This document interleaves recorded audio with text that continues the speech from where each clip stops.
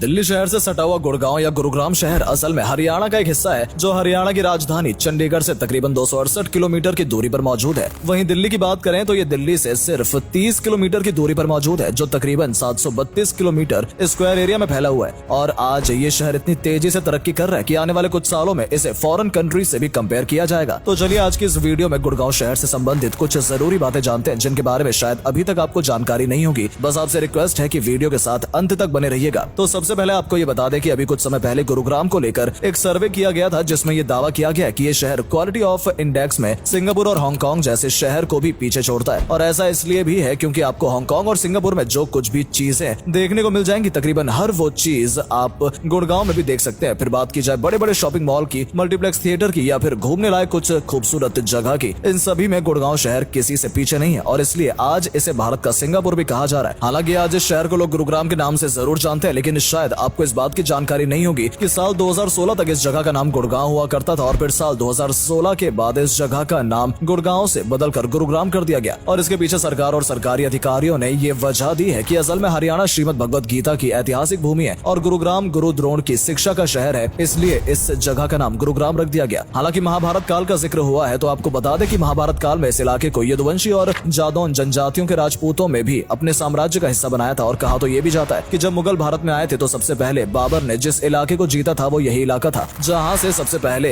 मुगलों ने शासन करने की शुरुआत की। और इतना ही नहीं, मुगलों ने इस जमीन पर तकरीबन सन 1803 तक शासन किया और जब ईस्ट इंडिया कंपनी ने इस जगह पर अपनी जीत हासिल कर ली तो भारत के बाकी जगहों के साथ साथ इस जगह पर भी ब्रिटिश हुकूमत आ गई। आज गुरुग्राम या फिर गुड़गांव शहर अपने आप यहाँ मौजूद बड़ी बड़ी कंपनियों की वजह से पहचाना जाता है, लेकिन खूबसूरती के लिहाज से भी ये शहर किसी से पीछे नहीं है। अगर आप गुड़गांव में घूमने फिरने के इरादे से जाना चाहते हैं तो यहाँ पर आपको घूमने की कई टूरिस्ट प्लेस नजर आ जाएंगे, जिनमें शीतल माता का मंदिर यहाँ पर बहुत ज्यादा मशहूर है। और इस मंदिर के अंदर सिर्फ इंडिया से ही नहीं बल्कि पूरी दुनिया से लोग आते हैं और ऐसा कहा जाता है कि इस मंदिर में जाने के बाद हर तरह की मनोकामना पूरी हो जाती है, इसलिए अक्सर इस मंदिर में आपको अच्छी खासी भीड़ नजर आएगी। हालांकि गुरुग्राम के अंदर किंगडम ऑफ ड्रीम्स नाम का एक ओपेरा थिएटर भी मौजूद है जो गुड़गांव के सेक्टर 29 में आपको देखने को मिल जाएगा और इस जगह पर भी टूरिस्ट की अच्छी खासी भीड़ देखने को मिलती है। इसके अलावा गुड़गांव जिले से थोड़ी ही दूरी पर मौजूद गुड़गांव फरुख नगर मार्ग पर सुरमई सुल्तानपुर राष्ट्रीय पक्षी विहार मौजूद है, जहां पर आपको 100 से भी ज्यादा पक्षियों की प्रजाति देखने को मिल जाएगी और इन पक्षियों में साइबेरिया और यूरोप के पक्षी भी मौजूद होते हैं। यही बात की जाए गुड़गांव शहर के ज्यादातर लोग किस धर्म को मानने वाले हैं तो आपको बता दें कि गुड़गांव शहर में 93% से भी ज्यादा लोग ऐसे हैं जो हिंदू धर्म मानने वाले लोग हैं, जबकि दूसरे नंबर पर आते हैं मुस्लिम, जिनकी संख्या गुड़गांव शहर में तकरीबन 4% के आसपास है और बाकी कुछ परसेंट यहाँ पर आपको क्रिश्चियन और बौद्ध धर्म मानने वाले मिल जाएंगे। लेकिन इसके बावजूद भी गुड़गांव शहर में हमेशा शांति रहती है और इसके पीछे एक बड़ी वजह यह भी है कि गुड़गांव शहर में रहने वाली एक बड़ी आबादी तरक्की पसंद करती है। यानी गुड़गांव के ज्यादातर लोग सुबह से शाम तक मल्टीनेशनल कंपनी में काम करते हैं और इस वजह से उनका ध्यान कभी भी गैर जरूरी चीजों पर नहीं जाता और शायद इसलिए ही गुड़गांव शहर को भारत के सबसे अच्छे शहरों में गिना जाता है, जहां के लोगों की लाइफ एक्सपेक्टेंसी भी ज्यादा है। एक रिपोर्ट की माने तो गुड़गांव शहर में रहने वाले लोग अमूमन 80 से 85 साल की जिंदगी जीते हैं और शायद आपको इस बात की जानकारी भी ना हो कि गुड़गांव ही वो शहर है जहां पर भारत की दूसरी सबसे बड़ी IT कंपनी मौजूद है। और यही वजह भी है कि गुड़गांव शहर को आज भारत का 8वां सबसे डेवलप शहर माना जा रहा है। और इतना ही नहीं बल्कि भारत की तीसरी सबसे बड़ी बैंकिंग सेक्टर सर्विस भी गुड़गांव के अंदर पाई जाती है। इसके अलावा गुड़गांव शहर के मेडिकल सुविधाओं की बात की जाए तो इस बात को आप इस तरह से भी समझ सकते हैं कि आप गुड़गांव के किसी अस्पताल में जाएंगे तो वहां आपको आमतौर पर फॉरेनर भी नजर आ जाएंगे जो अपने इलाज के लिए किसी दूसरी कंट्री से गुड़गांव आते हैं, क्योंकि गुड़गांव में आपको एक नहीं बल्कि कई वर्ल्ड क्लास हॉस्पिटल देखने को मिल जाएंगे और फॉरेनर का ये मानना है कि उनकी कंट्री के मुकाबले गुड़गांव में उनका